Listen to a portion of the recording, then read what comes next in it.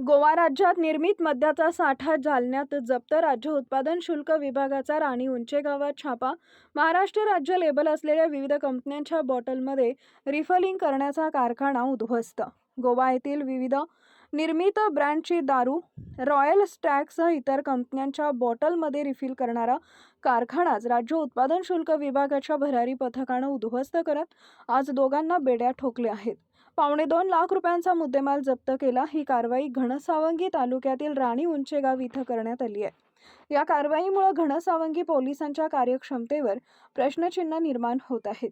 गोवा निर्मित दारू स्वस्त दरात खरेदी करून राणी उंचेगाव इथं आपल्या घराशेजारीच एका पत्र्याच्या शेडमध्ये रिफलिंगचं साहित्य आणून हीच दारू रॉयल स्टॅग आणि इतर कंपन्यांच्या लेबल असलेल्या बॉटलमध्ये भरून विक्री करण्याचा कारखाना थाटला. विशाल पवार यांच्या रॅकेटचा पर्दाफाश केलाय. राज्य उत्पादन शुल्क विभागाच्या अधीक्षक ज्ञानेश्वरी आहेर यांच्या मार्गदर्शनाखाली भरारी पथकानं आज पहाटे राणी उंचेगाव येथील विशाल आसाराम पवार यांच्या घरावर छापा मारून ही कारवाई केली. या कारवाईत गोवा निर्मितीची दारू आणून ती रॉयल स्टॅगसह इतर बाटल्यांमध्ये भरून सुमारे 1,000 रुपये किंमत ग्राहकांकडून वसूल करत असल्याचा धक्कादायक प्रकार समोर आलाय.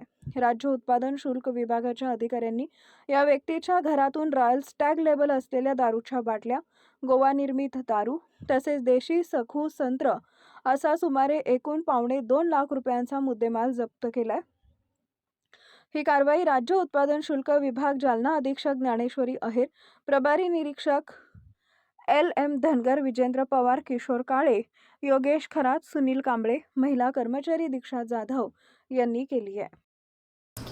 आज राज्य उत्पादन शुल्क भरारी पथक यांना खबर मिळाल्यावरून राणी उंचेगाव तालुका घनसावंगी येथील विशाल आसाराम पवार आरोपीच्या घराची झडती घेतली असता तिथे गोवा निर्मित काही मद्य मिळून आलेलं आहे. त्याचबरोबर जे महाराष्ट्रात जे मद्य विक्री केलं जातं त्याच्या बॉटल्समध्ये ते रिफिल केलेलं देखील आढळून आलं. त्याचबरोबर तिथे देशी दारू सखू संत्रा याचीसुद्धा काही मुद्देमाल मिळून आलेला आहे. त्याचबरोबर रिफिलिंगसाठी लागणारं काही साहित्य त्याच्यासोबत मिळून असं एकूण 1,59,250 रुपयाचा मुद्देमाल मिळून आलेला आहे.